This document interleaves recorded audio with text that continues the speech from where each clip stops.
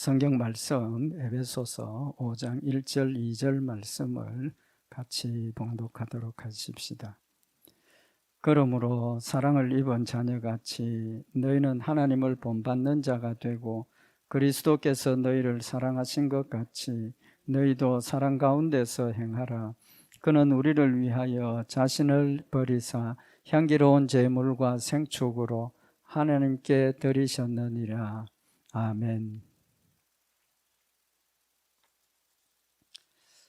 우리 지난 주에 사랑에 대해서 말씀을 상고를 했습니다. 하나님께서 우리에게 사랑하신 것, 하나님께서 우리에게 사랑의 본을 보여주신 내용을 우리 상고를 했고, 오늘은 2절 말씀에 그리스도께서 너희를 사랑하신 것 같이 너희도 사랑 가운데서 행하라. 그는 우리를 위하여 자신을 버리사 향기로운 제물과 생축으로 하나님께 드리셨느니라. 예수님의 사랑에 대해서 말씀을 하고 있습니다. 하나님의 사랑하고 예수님의 사랑하고 같습니까? 다릅니까? 똑같은 사랑입니다. 그죠? 똑같은 사랑이지만 그 내용이 사랑을 표현하신 그 내용이 의미가 좀 다르다는 겁니다. 지난 주일날 우리 말씀을 상고를 할 때 우리는 사랑을 입은 자녀같이 너희는 하나님을 본받는 자가 되라. 하나님께서 우리를 사랑하신 그 사랑처럼 하나님을 본받아서 하나님 사랑처럼 우리도 사랑하라라는 말씀이라는 것 상고를 했습니다. 하나님의 사랑은 일방적인 겁니다. 일방적인 것. 그래서 지난 주에 말씀드린 것처럼 하나밖에 없는 아들 독생자 예수님을 이 땅에 보내셔서 십자가에 못 박혀 죽게 하시는 사랑일 뿐만 아니라 또 어떤 사랑이라 그랬습니까? 햇빛, 바람, 자연, 이 모든 혜택을 택한 백성들에게만 주신 것이 아니라 누구에게도, 택한 받지 못한 사람들에게도 골고루 똑같이 사랑을 베푸시는, 심지어 원수들이죠. 그죠? 어떤 의미에서 보면 원수들에게도 똑같은 은혜와 사랑을 베푸시는 하나님의 사랑입니다. 그럼 예수님의 사랑은 어떠냐는 겁니다. 오늘 여기 2절에 그리스도께서 너희를 사랑하신 것 같이 너희도 사랑 가운데서 행하라. 그리스도께서 우리를 사랑하신 것처럼 우리도 사랑 가운데서 행하라는 겁니다. 누구의 사랑을 본받으라는 겁니까? 예수님의 사랑을 본받으라는 것이고, 하나님께서 우리에게 사랑의 본을 보여주신 것처럼 예수님도 우리에게 사랑의 본을 보여주셨다는 거죠. 예수님 우리에게 보여주신 그 사랑의 본은 뭡니까? 좀 이따 더 우리 구체적으로 말씀을 상고하겠지만, 첫째는 하나님을 섬김입니다. 하나님을 섬김. 그래서 예수님께서 자기를 버리사 향기로운 제물과 생축으로 하나님께 드리셨다. 예수님의 사랑은 자기의 몸과 마음과 자기의 모든 것들을 하나님 앞에 속죄의 제물로 드리는 하나님을 섬김으로 우리에게 사랑을 베풀어 주시는 그 사랑을 의미를 하는 거죠. 그래서 첫째는 예수님의 사랑은 하나님을 섬기는 것, 하나님께 드리는 것이 하나님을 섬기는 거죠. 그죠? 두 번째로 그 예수님의 사랑의 의미는 뭐냐 하면 자기의 몸을 누구를 위해서 주셨습니까? 우리를 위하여 자신을 버렸다. 우리는 누굽니까? 죄인된 우리를 위해서 버리신 거죠. 그러니까 예수님의 사랑은 우리를 위해서 제물로 드려지는 하나님을 섬김이 되고, 또 누구를 섬김이 됩니까? 우리를 섬기는 게 되죠. 제자들 섬기고 우리 택한 백성들을 섬기는 사랑이라는 겁니다. 그래서 우리가 하나님을 사랑하는 섬김이 곧 세상에서 하나님의 일들을 순종하고 우리 수평적인 사랑을 행하게 되는 그런 의미를 우리에게 교훈하시는 말씀입니다. 그래서 우리 특별히 여기 우리 말씀에 중요하게 상고해야 될 게 뭐냐 하면 너희도 사랑 가운데서 행하라는 겁니다. 사랑 가운데서 행하라. 사랑하라가 아니죠. 그죠? 사랑하나가 아닙니다. 사랑 가운데서 행하라는 겁니다. 사랑하라는 것은 우리가 열심히 사랑을 하는 그런 의미지만, 사랑 가운데서 행한다 하는 것은 온전히 우리가 사랑에 푹 빠져가지고 그 사랑을 행하는 그런 의미를 가지죠. 그래서 사랑 가운데서 행하라 하는 것은 믿음 때문에 하나님의 사랑이, 예수님의 사랑이 우리 마음 가운데 있게 되고, 또 그 믿음 때문에 그 사랑을 행하게 되는 믿음의 사랑을 지금 의미를 하는 겁니다. 결론부터 다 말씀을 드렸습니다.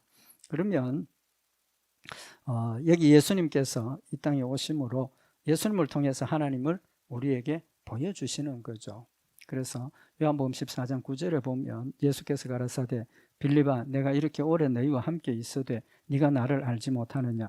빌립이 예수님께 예수님 하나님 좀 보여주십시오. 알게 해주십시오. 하니까 예수님의 대답이 이렇게 오래 너희하고 지냈는데 너 나를 봤는데 하나님을 못 봤느냐. 그러니까 예수님을 보면 누굴 본다는 겁니까? 하나님을 볼 수 있다는 거죠. 예수님의 사랑을 통해서 우리가 하나님의 사랑도 보고 예수님의 순종을 통해서 하나님 우리에게 원하시는 것들을 보게 되는 본을 보이시는 그런 모습을 지금 우리에게 말씀을 하신 겁니다. 그래서 예수님께서 우리에게 모든 삶을 본을 보이는 의미를 가지고 있다는 거죠.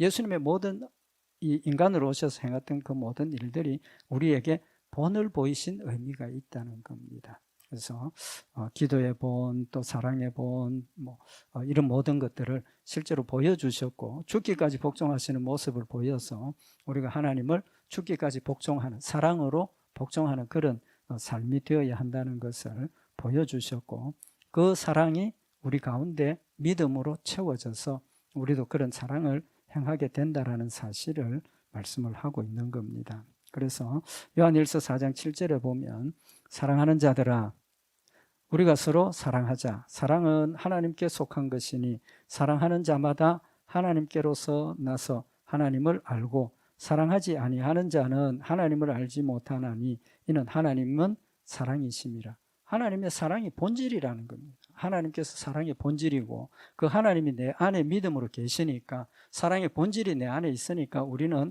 노력하고 사랑을 행하고 그게 아니고 사랑 안에서 자연스럽게 행하고 있다는 거죠. 바꿔 말하면 하나님의 사랑이 나를 뭐 하고 있습니까? 지배하고 있다는 겁니다. 하나님이 나를 지배하고 있다는 것은 바로 하나님의 사랑이 나를 지배하고 있고 그래서 우리의 삶이 사랑 안에서 행하는 삶이 되어진다라는 것을 우리에게 교훈을 하시고 여기 하나님의 사랑을 본받고 예수님의 사랑을 본받는 것은 무엇 때문에 할 수 있습니까? 지난주에도 말씀드린 것처럼 믿음 때문에 할 수 있는 겁니다. 믿음이 없으면 아무것도 할 수 없습니다. 인간적인 기준에서 보면 어떻게 보면 예수 믿는 사람보다 예수 믿지 않는 사람들이 자선사업이나 이웃을 돌보고 사랑하는 그런 일들이 더 많고 잘하는 것 같습니다. 제가 잘 못 보는 건지는 모르겠지만 그렇지만 그분들이 하는 그런 사랑의 행동, 열매들은 하나님 인정을 하십니까? 안 하십니까? 안 하신다는 거죠. 인정을 안 하신다는 겁니다. 그래서 로마서 14장 23절에 보면 의심하고 먹는 자는 정죄되었나니 이는 믿음으로 쫓아 아니한 영고라. 믿음으로 쫓아 하지 아니하는 모든 것이 죄니라. 음식에 대한 말씀이지만 믿음으로 쫓아 하지 아니하는 것은 모든 것이 죄다. 그러니까 선한 행동을 해도 사실은 모르죠. 우리가 그분들의 그런 자선이나 사랑을 행하는 일을 평가하고 판단할 필요는 없지만 사실은 우리 예수 믿는 성도들도 사랑을 행하는 이유가 이기적인 경우들이 있지 않습니까? 자기 만족이라든지 마찬가지로 그런 분들도 그런 관점에서 보면 순수한 사랑의 행위가 아닐 수도 있다는 거죠. 근데 그런 걸 떠나서 우리의 모든 일들이 믿음으로 쫓아 하는 것이어야 한다는 사실을 말씀을 하셨고 연장선상에서 우리가 사랑을 하고 사랑으로 모든 일들 하는 것들이 예수 그리스도를 믿는 믿음 때문에 사랑이 생겨지고 하나님께서 우리에게 베풀어 주신 그 사랑이 감사해서 사랑하고 베푼다는 표현이 틀렸습니다. 사랑하고 섬기는 이제 그런 열매가 되어진다라는 사실을 말씀을 하고 있는 겁니다. 그럼 구체적으로 예수님이 우리에게 보여주신 사랑의 내용이 그는 우리를 위하여 자신을 버리사 향기로운 제물과 생축으로 하나님께 드리셨다. 예수님 우리를 사랑하시는 그 행동이 뭘로 나타났느냐 하면 우리를 위해서 자신을 버리셨다는 겁니다. 우리는 누굽니까? 택한 백성들이죠. 택한 백성들을 위해서 예수님께서 자신을 버리셨다. 자신을 버렸다는 뜻이 뭡니까? 죽음을 택해서 죽기까지 복종하셨다는 거죠. 그래서 예수님의 죽으심이 하나님을 섬기는 일이었지만 하나님을 섬기는 일이었지만 그 섬김이 예수님 자신을 위한 것이 아니고 누구를 위한 거라는 겁니까? 우리를 위한 거라는 겁니다. 우리를 위한 거. 그래서 예수님께서 하나님을 섬김이 대인관계에서 아름다운 믿음의 열매로 나타난다는 것을 보여주시는 거죠. 그래서 여기 자신을 버리사 그랬는데 예수님은 죽지 않을 권세가 있습니까? 없습니까? 있죠. 예수님은 하나님이시기 때문에 스스로 자신의 생명을 보호하실 수도 있고 죽으실 수도 있고 그런 의미를 가지고 있죠. 그래서 요한복음 10장 15절에 보면 아버지께서 나를 아시고 내가 아버지를 아는 것 같으니 나는 양을 위하여 목숨을 버리노라 그랬습니다. 이건 자살한다는 뜻이 아닙니다. 버리노라. 그 버린다는 게 뭡니까? 자기를 잡으러 온 사람들, 자기를 죽이려고 하는 사람들을 물리치고 얼마든지 자신을 보호하실 수 있음에도 불구하고 그 보호할 수 있는 능력을 하나도 사용 안 하시고 그냥 잡혀서 죽으셨다는 의미입니다. 그래서 요한복음 10장 18절에 보면 이를 내게서 빼앗는 자가 있는 것이 아니라 내가 스스로 버리노라. 나는 버릴 권세도 있고 다시 얻을 권세도 있으니 이 계명은 내 아버지에게서 받았노라 라고 말씀을 하셔서 자신을 스스로 보호할 수 있는 그런 능력이 있지만 하나님 보내신 뜻을 온전하게 이루시기 위해서 잡혀서 죽으신다라는 사실을 밝히신 거죠. 그 다음에 이제 우리를 위해서 향기로운 제물과 생축으로 하나님께 드리셨다. 여기 향기로운 제물과 생축이라는 의미가 뭐냐 하면 제물이라는 의미는 제사를 의미를 합니다. 제사. 그래서 예수님께서 스스로 대제사장이 되시고 자신의 몸을 하나님 앞에 제물로 드리는 그런 제사를 드리셨죠. 이제 그 의미를 이야기를 하는 겁니다. 그래서 자신의 몸, 자신의 생명, 자신의 모든 것들을 스스로 하나님 앞에 속죄의 제물로 순종해서 드리는 죽음을 받아들이는 그런 의미를 말씀을 하셨고 여기 생축이라는 의미는 원래 그 헬라 원어의 의미는 희생의 제사라는 뜻입니다. 그래서 개역 성경에는 그 희생이라고 이제 번역을 했는데 희생의 제사를 이야기를 합니다.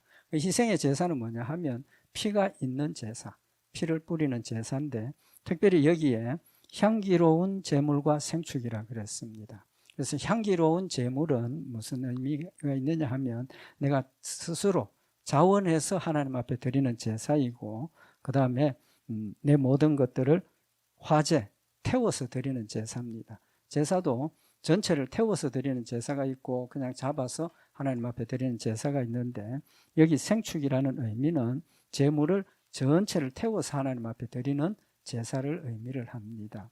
그러면 그 제물을 전체를 태워서 하나님 앞에 드린다는 의미가 뭐냐 하면 내 삶 전부를 내 생명, 내 뜻, 내 가진 것 모두를 타서 제가 되어서 하나님 앞에 드리는 것처럼 내 모든 것들을 하나님 앞에 드립니다 라는 서원의 의미가 거기 담겨 있는 겁니다. 그런 의미에서 보면 예수님께서 십자가에 못 박혀 죽으시고 자신의 생명을 하나님 앞에 드리는 것은 사실 전체를 다 드린 거죠. 완벽하게 드린 겁니다.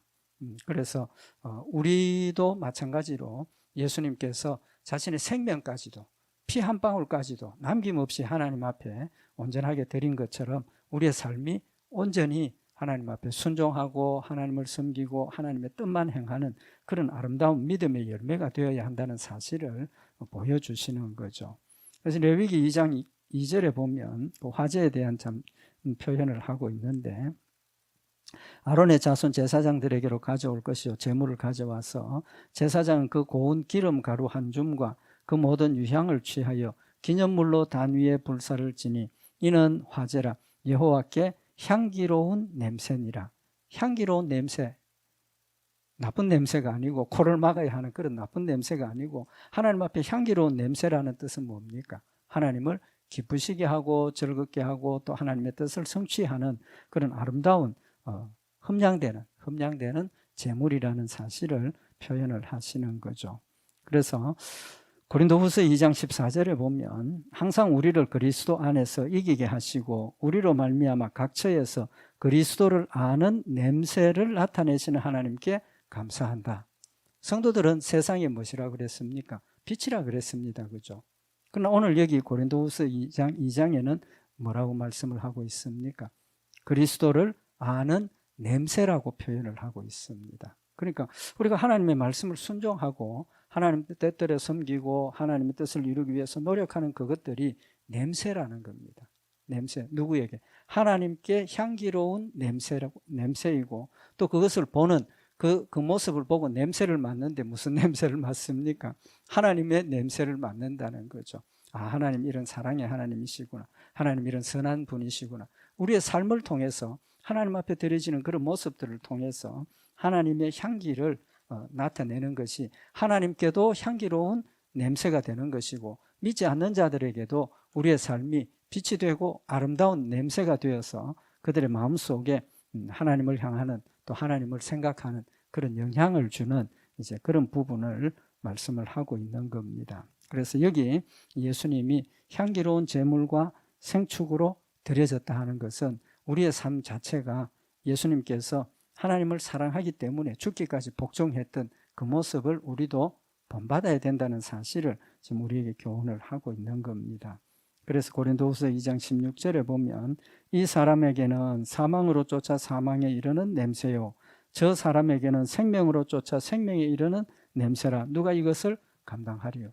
우리 성도들의 냄새가 그리스도의 향기로 퍼져졌지만 대적하는 사람들이 있지 않습니까? 예수 믿는 거 핍박하고 반대하고 어떻게든지 이렇게 방해하려고 하는 사탄의 그런 세력들에게는 무슨 냄새입니까? 사망에 이르는 냄새라는 거죠. 그러나 택한 백성들에게는 또 그것을 인정하는 사람들에게는 생명에 이르는 냄새가 된다라는 사실을 말씀을 하셔서 예수님 십자가에 못 박혀 죽으시는 그 제물이 하나님께도 영광이 되고 또 사람들에게도 본이 되는 그런 열매가 된다는 겁니다. 그래서 향기로운 제물과 생축으로 하나님께 드리셨다. 하나님께 드리셨다는 것은 이제 방금 말씀드린 것처럼 하나님을 섬기는 거죠. 하나님께 온전히 섬기고 하나님을 섬기는 그런 사랑의 모습을 보여주셨는데 하나님을 섬김이 자신의 죽으심이 누구에게 유익이 되었습니까? 하나님의 백성들, 하나님 택한 백성들에게도 생명이 되었다는 겁니다. 생명이 되었기 때문에 하나님을 섬김이 자기 백성들을 섬기는 열매가 된 거죠. 그래서 우리가 하나님을 섬기고 하나님을 따라가는 그 일이 수평적으로 하나님의 사랑을 행하게 되고 하나님의 은혜를 나누게 되고 지체로서 함께 믿음으로 자라가는 그런 열매가 된다는 사실을 말씀을 하고 있는 겁니다. 그래서 예수님께서 사랑을 보여주셨고 그 사랑의 의미가 우리 성도들을 섬김인데 그 섬김이 우리에게는 무슨 유익이 왔습니까? 구속에 다시 말하면 믿음으로 구원받는 그 축복을 우리에게 선물로 주셨다는 겁니다. 그래서 마태복음 20장 28절에 보면 인자가 온 것은 섬김을 받으려 함이 아니라 도리어 섬기려 하고 자기 목숨을 많은 사람의 대속물로 주려 함이니라. 예수님께서 하나님을 섬김이지만 그것이 우리를 섬기는 사랑하는 자신의 양떼들을 섬기는 그런 의미가 있다는 것도 역시 예수님께서 우리에게 밝혀주신 겁니다. 밝혀주셨는데 그 십자가의 죽으심이 양을 위해서 목숨을 버리는 목자로서 양을 위해서 목숨을 버리는 그런 의미를 예수님이 밝히셨죠. 요한복음 10장 15절에 보면 아버지께서 나를 아시고 내가 아버지를 아는 것 같으니 나는 양을 위하여 목숨을 버리노라. 누구를 위해서 버리는 겁니까? 목자가 양을 위해서 목숨을 버리는 겁니다. 겸손의 의미를 우리에게 보여주시는 거죠. 양이 목자를 위해서 털도 깎아드리고 고기도 제공하고 이래야 되는데 오히려 목자이신 예수님께서 양을 위해서 자기의 목숨을 내어주셨다는 겁니다. 그 사랑의 의미가 뭡니까? 오히려 섬김을 받고 사랑을 받아야 할 예수님께서 오히려 섬겨야 할 자들에게 자신의 생명을 내어주시는 사랑이라는 의미를 지금 우리에게 교훈을 하시는 거죠. 근데 성경에 보면 예수님하고 성도들, 하나님 택한 백성들하고 관계를 예수님께서 밝혀주신 내용이 있습니다. 예수님과 우리 성도들은 어떤 관계입니까? 형제입니다. 그죠? 형제. 그죠? 예수님께서 십자가에 못 박혀 죽으시고 부활하신 뒤에 자신을 형제로 밝히시고 또 언제 형제로 밝히십니까? 예수님께서 가르치시고 있을 때 예수님의 어머니하고 동생들이 예수님을 찾으러 왔습니다. 데리러 왔습니다. 그래서 밖에서 찾으니까 사람들이 예수님께 예수님 당신의 모친과 동생들이 당신 찾으러 왔습니다. 그때 예수님의 대답이 뭡니까? 마가복음 3장 35절에 보면 누구든지 하나님의 뜻대로 하는 자는 내 형제요 자매요 모친이라. 예수님께서 우리 성도들과 자신들의 관계를 형제고 자매고 모친이라고 밝혔습니다. 혈육이죠, 그죠? 형제, 부모, 자식은 혈육입니다. 부활하신 예수님께서 마리아가 찾아와서 부활하신 예수님을 보여주셨을 때 마리아가 반가워서 예수님을 이렇게 만지려고 하니까 예수님 뭐라고 대답하십니까? 요한복음 20장 17절에 보면 예수께서 이르시되 나를 만지지 말라. 내가 아직 아버지께로 올라가지 못하였노라. 너는 내 형제들에게 가서 이르되 내가 내 아버지 곧 너희 아버지 내 하나님 곧 너희 하나님께로 올라간다 하라. 마리아에게 너 제자들에게 가서 내 부활한 내 모습을 전해라. 근데 그들이 누구냐? 내 형제라고 그때는 표현을 하셨습니다. 형제 관계를 말씀을 하셨습니다. 그런데 다른 성경에는 다른 부분에서는 뭐라고 표현을 하십니까? 친구라고 표현을 하십니다. 친구. 요한복음 15장 12절에서 14절에 내 계명은 곧 내가 너희를 사랑한 것 같으니 너희도 서로 사랑하라 하는 이것이니라. 사람이 친구를 위하여 자기 목숨을 버리면 이에서 더 큰 사랑이 없나니 너희가 나의 명하는 대로 행하면 곧 나의 친구라 그랬습니다. 여기서는 친구 관계로 지금 말씀을 하시는 겁니다. 왜 그렇게 했습니까? 형제하고 친구하고 관계가 같습니까? 전혀 다르죠. 부모, 자식, 형제는 혈육입니다. 하나입니다. 친구는 남입니다. 남이에요. 근데 예수님께서 지금 이 말씀을 하시는 그 핵심적인 계명이 뭡니까? 서로 사랑하라는 겁니다. 서로 사랑하라는 것. 내 계명은 곧 내가 너희를 사랑한 것 같이 너희도 서로 사랑하라 하는 이것이니라. 그러니까 형제 간에 부모 자식 간에 사랑하고 친구 간에 사랑하고 같습니까? 다릅니까? 다르지 않습니까? 저는 절대로 다르다고 생각을 합니다. 부모 자식 간에 형제 간의 사랑은 혈육입니다. 그러나 이웃, 친구, 남이라는 거죠. 혈육을 위해서는 또 어떻게 피해를 볼 수도 있고 무슨 사랑을 베풀 수도 있고 그걸 할 수도 있다는 거죠. 그러나 남을 위해서 내가 생명을 버리는 것은 하기가 어려운 거라는 거죠. 그러니까 예수님께서 나를 위해서 생명을 주신 것은 원수에게 생명을 주신 거 아닙니까? 우리가 그리스도를 알기 전에, 하나님을 알기 전에 뭐라고 그랬습니까? 죄의 종이었고 하나님과 원수가 되어 있었던 상황인데 이런 나를 위해서 예수님이 생명을 내어주셨다는 것은 원수를 사랑하라 하신 그 말씀에 담겨 있다는 거죠. 그래서 우리가 서로 사랑하는 그 사랑이 혈육 간의 사랑이나 부모 자식 간의 사랑은 어떻게 보면 천륜이지 않습니까? 그런 사랑을 말씀하시는 게 아니고 전혀 남인 관계에서 그를 위해서 내 생명도 내어줄 수 있는 그런 사랑의 본을 보여주셨다는 의미를 우리에게 밝혀주시는 겁니다. 그래서 예수님이 우리를 사랑하신 그 사랑은 형제 간의 사랑이 아니고 원수, 죄인된 그런 우리를 위해서 자기의 생명을 내어주신 사랑을 말씀을 하시고 그 사랑을 실천하라고 말씀을 하시는 겁니다.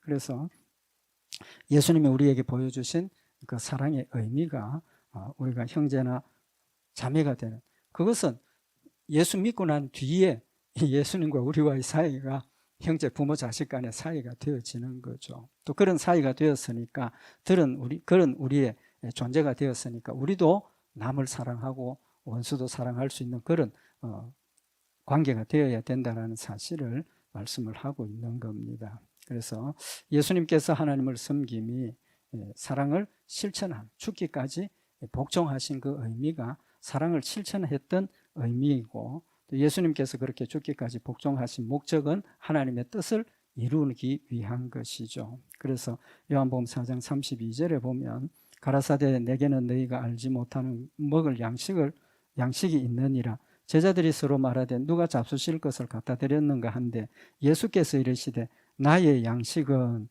나를 보내신 이의 뜻을 행하며 그의 일을 온전히 이루는 이것이니라. 우리의 믿음의 자세가 단순히 원수도 사랑하고 이런 차원을 넘어서 하나님께서 나에게 주신 사명을 온전히 이루는 것이 우리의 삶의 목적이 되어야 되고 신앙의 열매가 되어야 된다는 사실을 말씀을 하고 계시는 겁니다. 그래서 요한복음 6장 38절에 보면 내가 하늘로서 내려온 것은 내 뜻을 행하려 함이 아니요 나를 보내신 이의 뜻을 행하려 함이니라. 나를 보내신 이의 뜻은 내게 주시는 자 중에 내가 하나도 잃어버리지 아니하고 마지막 날에 다시 살리는 이것이니라. 자신의 사명을 명확하게 알았다는 겁니다. 우리의 사명은 뭡니까? 우리의 사명은 뭡니까?